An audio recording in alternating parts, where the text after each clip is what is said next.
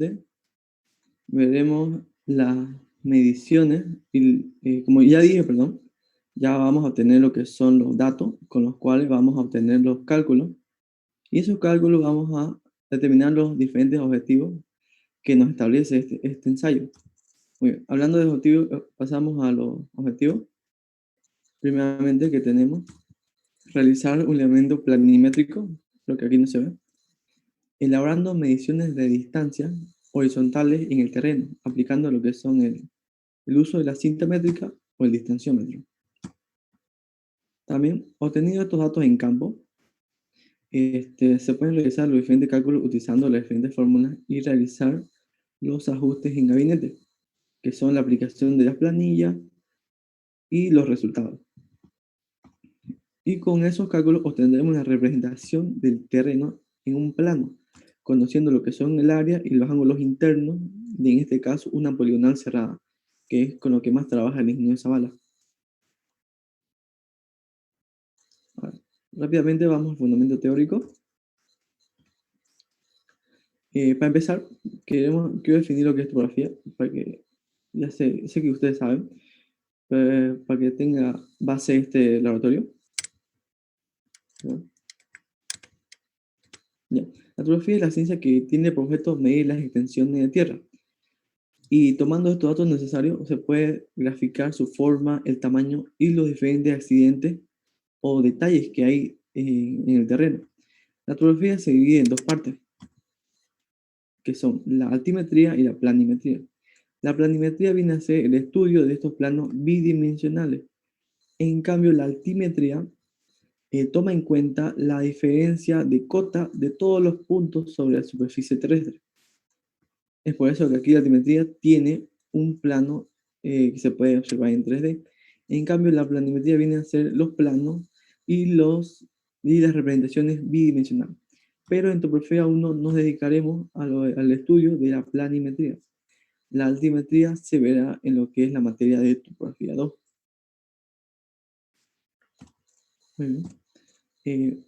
Sabiendo eso, la planimetría viene a ser, utiliza un conjunto de procedimientos y métodos con los cuales se podrá conseguir la representación a escala de todos los detalles accidentales del terreno, no tomando en cuenta su altura o su relieve. Entonces los elementos que podemos representar en un plano son puntos, diagonales, curvas, contornos, hasta cuerpos, pero como dije, sin tomar en cuenta la altura. Aquí tenemos un pequeño gráfico que prácticamente podemos observar que la planimetría es una vista en planta de un terreno o un plano, o una vista desde arriba. Se pueden ver los cuerpos, las líneas, pero sin tomar su altura. Totalmente bidimensional. Ya.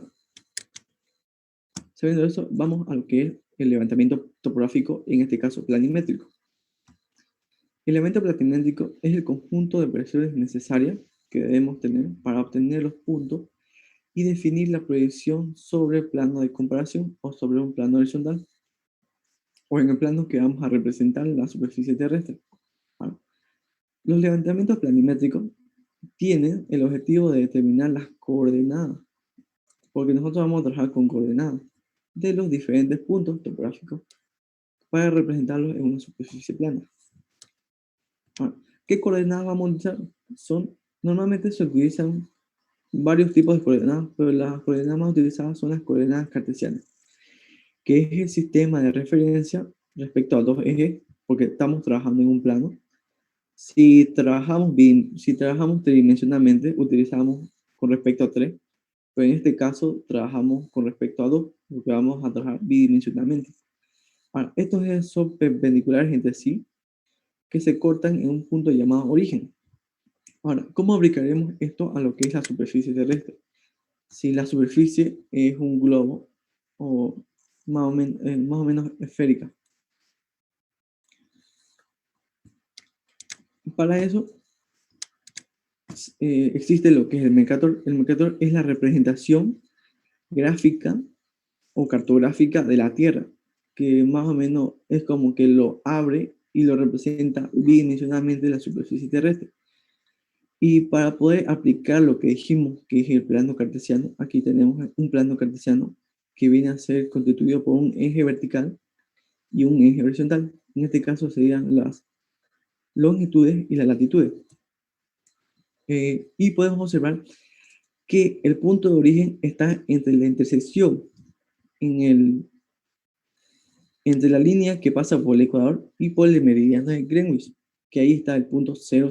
Y con respecto a este punto, se tienen las distancias verticales y las distancias horizontales que ubican cada punto sobre la superficie terrestre. Las verticales son las latitudes y las horizontales son las longitudes. ¿Alguna pregunta hasta ahí? Muy bien. Ahora, ¿qué método se utilizará para el levantamiento planimétrico? Normalmente existen varios métodos, pero el método más común utilizado se conoce como triangulación. La triangulación es una red de apoyo que nosotros utilizamos para un levantamiento planimétrico que se encuentra formada por una serie de triángulos en los cuales uno o más lados de cada triángulo son también adyacentes, como podemos ver. Ahora, existen dos tipos más usados de triangulación, por diagonales o por radiación.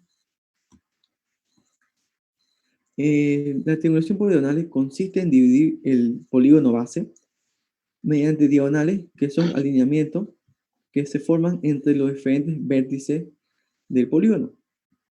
Y la triangulación por radiación, que consiste en tomar un punto interior dentro del polígono y desde ese punto trazar alineamientos o diagonales a todos los vértices del polígono para formar lo que son los triángulos. Ahora, aquí tenemos un ejemplo, que esto es por diagonales. Pueden ver que aquí se divide el polígono en diferentes triángulos con respecto a diagonales que nace de un vértice a otro, y la triangulación por radiación, que se toma un punto interior y desde este punto se lanza diagonales a los diferentes vértices y se divide en triángulos el polígono. Ahora, siempre se trata de hacer la menor cantidad de triángulos y además que los ángulos internos no sean muy cerrados. Esto nos va a servir para poder elegir el mejor método o el método más aplicable al levantamiento, para no trabajar con ángulos muy cerrados. En este caso vamos a trabajar con triangulación poligonales, ¿sí? Bueno, rápidamente veremos lo que son los instrumentos y los equipos. En este tutorial vamos a utilizar lo que son los clavos y las estacas para poder definir o ubicar los puntos sobre el terreno. Bueno, se utilizaron un combo para poder introducir las estacas, mayormente las estacas, y los instrumentos de medición, que son la cinta métrica y el distanciómetro. Y una plomada, que ya veremos que veremos que utilizaremos para lo que son los desniveles de tierra. Aunque no lo crean, el terreno no es netamente plano, así que aunque trabajemos en un plano bidimensional, sí se presentan esos casos en los que vamos a tener una bajada o una subida de terreno. Ahora, rápidamente vamos a la parte más importante. Lo que acabo de decir es teoría y fue un repaso porque la mayoría ya vimos esto en los primeros días de clase. Y esto fue solo un repaso para las personas que se han integrado últimamente al grupo. Bueno, esta es la parte más importante que viene a ser el procedimiento de laboratorio. Aquí. El primer paso en todo trabajo topográfico viene a ser el reconocimiento de campo. Que se realiza, se debe realizar una caminata en el terreno, observando y tomando en cuenta todas las características que podemos ver en el lugar, ya sean los accidentes, el tipo de cosas que hay, y anotarlas en un cuaderno. Número 2 sería el paso del croquis, el croquis de terreno, perdón, que realizamos un croquis o un boceto del terreno de donde se hizo el reconocimiento. Se hace el reconocimiento o a la vez que se hace el reconocimiento, y se debe hacer a mano, o también si tiene una regla, pero se va a hacer lo más rápido posible, tomando en cuenta todas las características y los detalles que se observaron durante el reconocimiento. Ahora, el tercer paso viene a ser estaquear, o definir cuáles serán los vértices de la poligonal que representarán nuestro terreno a levantar, y señalizarlos con clavos o estancas. Por ejemplo, aquí tenemos el polígono que en este caso veremos hoy, que es una poligonal cerrada. Y en este tercer paso nosotros tenemos que tomar los clavos o la estaca y definir cuáles serán los vértices, con la ayuda del croquis que hemos realizado. Ahora, la poligonal también se la añade al croquis y se define dónde está esta poligonal en el terreno. El paso número 4 viene a ser, con la información obtenida en el reconocimiento y en el diseño de la poligonal definida, y una vez ya estaqueada, procedimos a realizar el método de triangular el área. Nosotros que tenemos que dividir el polígono en diferentes triángulos. En este caso elegimos un punto, este punto no me pueden verlo, disculpen.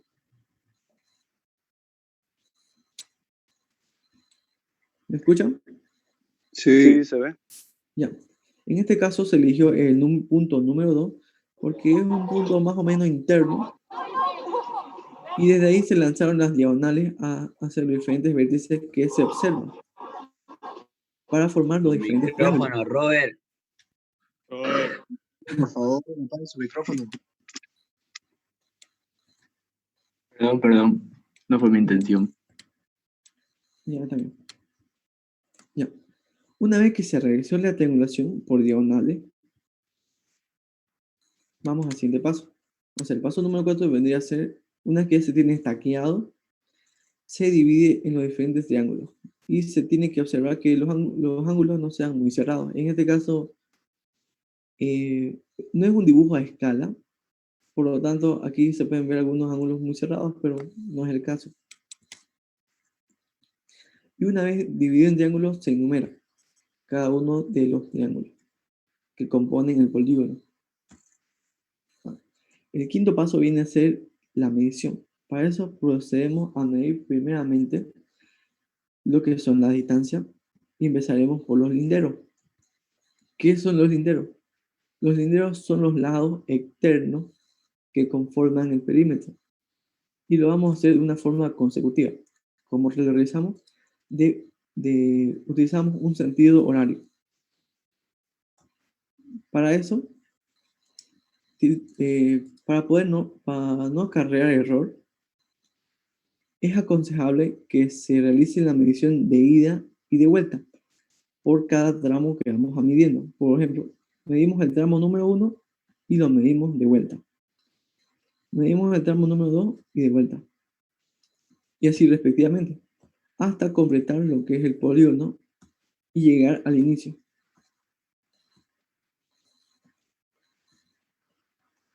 En este caso, podemos elegir lo que es la cinta métrica o lo que es el distanciómetro, pero siempre más preciso nos va a dar el distanciómetro medidas más exactas. Una vez medidas lo que son los linderos, vamos a medir lo que son las diagonales, que vienen a ser los alineamientos que conectan los vértices del polígono. También de la misma manera de ida y de vuelta.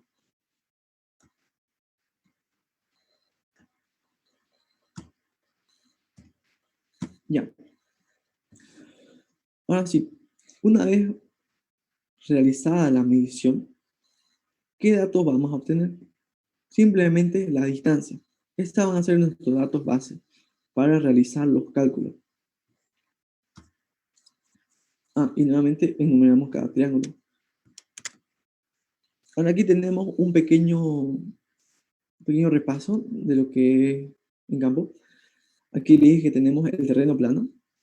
Cuando tenemos un terreno plano, tenemos que asegurarnos que la cinta métrica, si utilizamos cinta métrica, esté lo más esté bien tensa, que no haya ningún pandeo, o sea, que esté netamente horizontal, como pueden ver.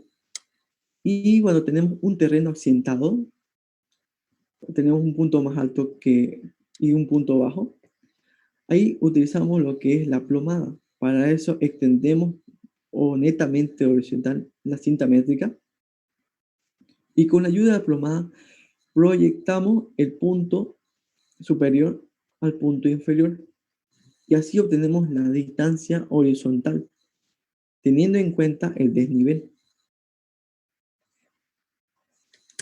Muy bien. Realizada la medición, vamos a lo que son los datos y las fórmulas. Como dije, en este laboratorio ya tenemos lo que son los datos de un levantamiento que se hizo posteriormente hace unos semestres. Por ejemplo, aquí, como dije en la teoría diapositiva, los datos que tenemos son las distancias. Tenemos las distancias de ida y de regreso que dijimos y el promedio que se sacó de lado para tener un dato más o menos exacto. Bueno, en este considero tenemos dos columnas, que primero viene a ser EST, que significa estación, que es el punto de donde se hace la medición en cada uno de los tramos. Por ejemplo, si yo mido el tramo 1, mi punto estación va a ser el 0. Y también tenemos la columna PB, que significa punto visado. Es el punto observado desde la estación. Nuevamente, el mismo ejemplo, si tenemos la medición en el tramo número 1, la estación va a ser el punto 0 y el PB va a ser el punto número 1. Cuando vayamos al tramo número 2, la estación va a ser el 1 y el PB va a ser el 2. ¿Me entienden eso? Sí, perfecto. Ya. Y así respectivamente para cada uno de los tramos. Y como verán, está en orden. Se empieza desde el 0, se da todo el perímetro hasta llegar al 6 y al 0. Y aquí se miden las diagonales, que son las mediciones, en este caso, desde el vértice número 2. Ahora, teniendo las distancias de ida y de vuelta, se hace el promedio.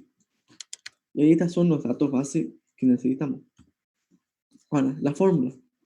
Las fórmulas que utilizaremos para este laboratorio son, primeramente, el subperímetro, que viene a ser la sumatoria de los lados de un triángulo dividido entre 2.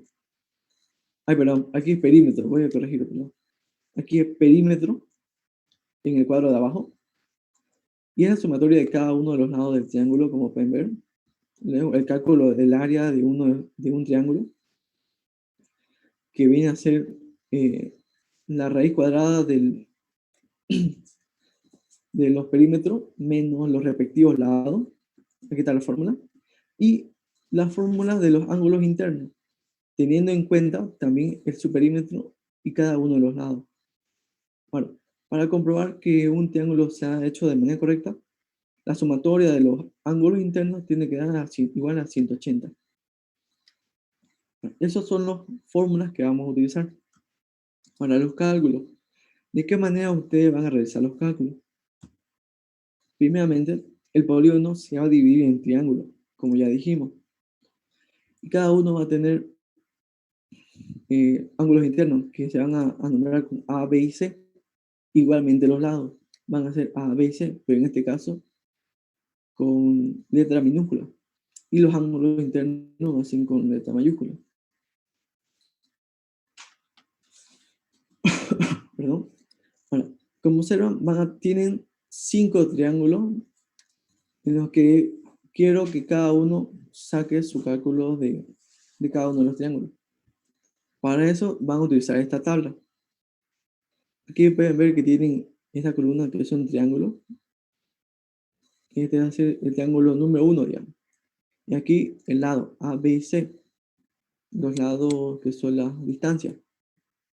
Ahora, este P, que es el subperímetro. Y los factores que son el subperímetro menos cada uno de los lados. Aquí también está para rellenarlo y los ángulos internos que se sacan utilizando la fórmula. Vale. Y con la fórmula del área también se la rellena. Aquí me olvidé, van a realizar una casillera que diga perímetro, que es la sumatoria de los lados con la letra minúscula. Ahora, eso van a revisar para cada uno de los triángulos. Como pueden ver, tienen 5 triángulos, por lo tanto van a tener 5 casilleros cada uno. O 5 casilleros, perdón. Y su respectiva verificación, en la que la sumatoria de los ángulos tiene que dar a 180 de cada triángulo. ¿Algunas preguntas hasta ahí? Ninguna. Sí, creo que estos cálculos son básicos y no hay cómo se pierdan. Así que seguimos. Ahora, los cálculos que se realizaron en la anterior diapositiva son los ángulos internos de cada uno de los triángulos, como pueden ver. Pero ¿cómo calculamos los ángulos internos del polígono en sí? Simplemente es la sumatoria de los ángulos internos respectivos de cada uno de los vértices.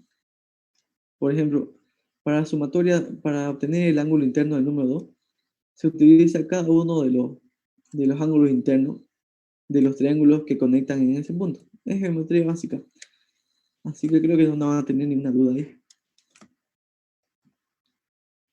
Y por último, aquí van a hacer una verificación. La sumatoria de ángulos internos tiene que dar a 180 por un factor que es n-2. N es el número de vértices que hay en el polígono. Van a sacar el área total, que es la sumatoria del área de cada uno de los triángulos. Perdón, aquí es 5, no es 6. Aquí este está de más. Y el perímetro total,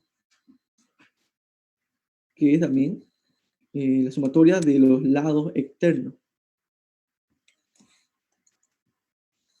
Ahora, la conclusión. Por último, en la conclusión deben tener este cuadro que mostramos los lados del polígono, sus distancias, los vértices y los ángulos internos y el área total del polígono. Ahora, la observación,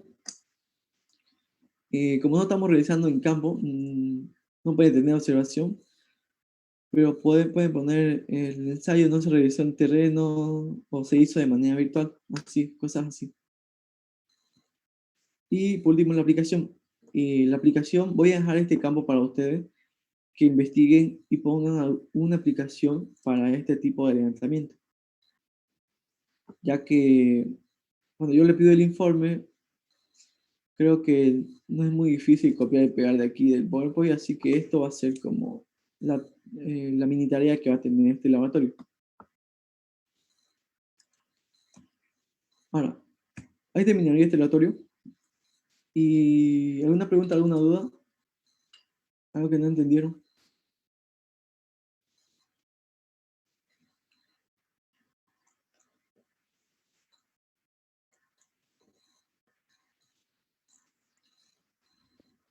Disculpe, la aplicación que tenemos que investigar.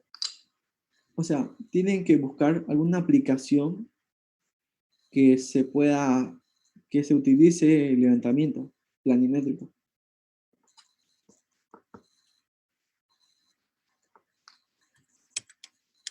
¿Entienden? Ya, una vez que tienen el área y el perímetro, ¿para qué les sirve eso? O sea, un ejemplo, para realizar carreteras, para realizar alguna vivienda, edificio, así.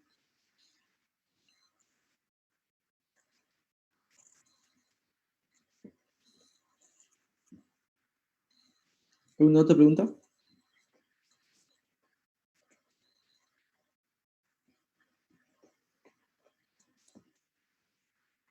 ¿Entendieron el laboratorio o no?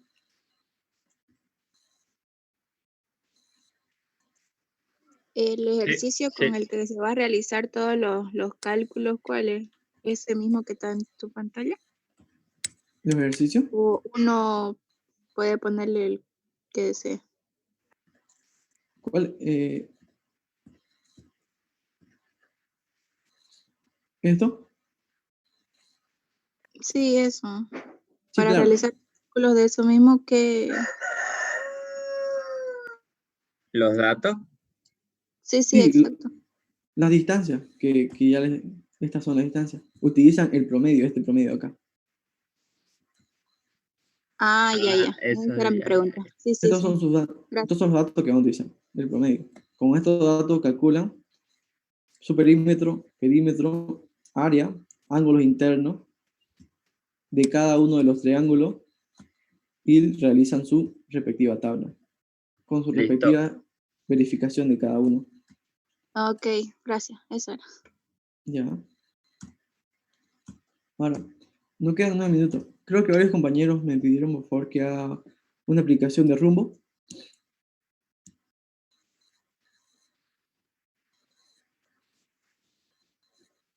Y quisiera saber si, bueno, este es el problema, ¿dónde están ellos? ¿O no?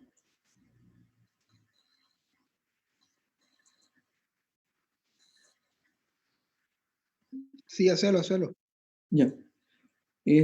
Para poder definir lo que son los rumbos, tienen que tener bien en cuenta lo que son los ejes cardinales, norte, sur, este y oeste, que utiliza el ingeniero. A ver, primeramente el ingeniero le da un punto A, y le da la información inicial, que es el rumbo. Ahora, acuérdense que el rumbo es el ángulo que nace desde el norte o el sur y que va hacia el oeste o al este. Y no puede ser mayor a 90 grados. ¿Y cómo saben cómo graficarlo? Aquí el nombre le da. Nace desde el sur y va hacia el respectivo eje. En este caso va desde el sur al este. Por lo tanto, va desde abajo a la derecha. Y el dato, el respectivo ángulo. Luego, el ingeniero le da una distancia, que es la longitud de A a B. Aquí tenemos 108, por ejemplo. Y grafica la distancia. Luego le dice, tiene un ángulo interno. Este ángulo interno no se utiliza de inmediato, el primer ángulo interno. Y este ángulo interno en A lo vamos a utilizar para lo que es cerrar el polígono. Bueno, luego el ingeniero le dice, tienen un punto B. Y el dato que le da del punto B es el ángulo B, el ángulo interno. El ángulo interno está de color rojo y los rumbos están en azul. ¿Verdad? También le da una distancia. No se puede ver, pero es una distancia aquí. Perdón. Ahora, pero la pregunta es, ¿cómo calculamos este rumbo de B a C? ¿Cierto? Sí. Eso es donde tienen la duda.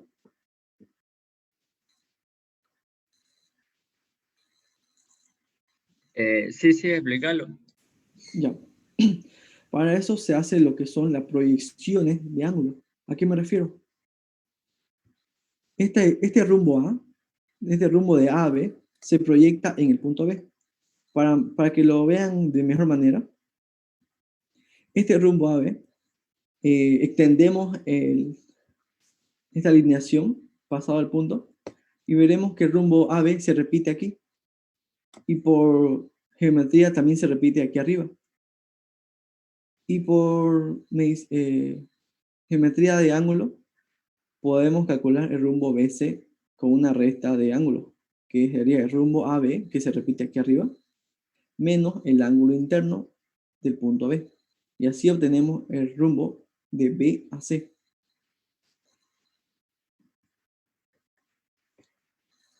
Y así se calcula el rumbo. Una pregunta, ¿dónde dijiste que se repetía el rumbo AB? Se repite aquí mismo.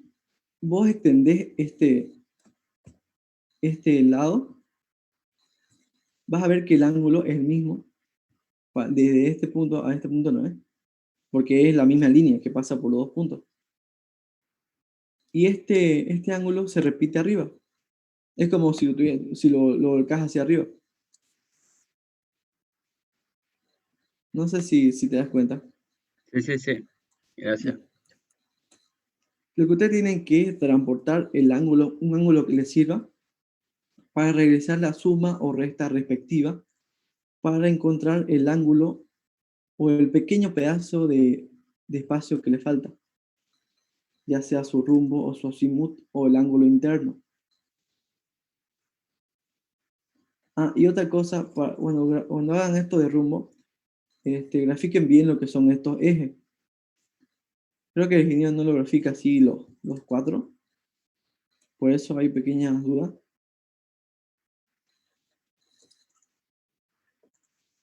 Bueno, y eso sería todo por hoy. Si tienen alguna pregunta o duda, quisiera saber si entendieron el laboratorio. Lo hice un poco rápido para tener espacio para esto, que varios me hablaron para explicar lo que son rumbos. Sí, se entendió.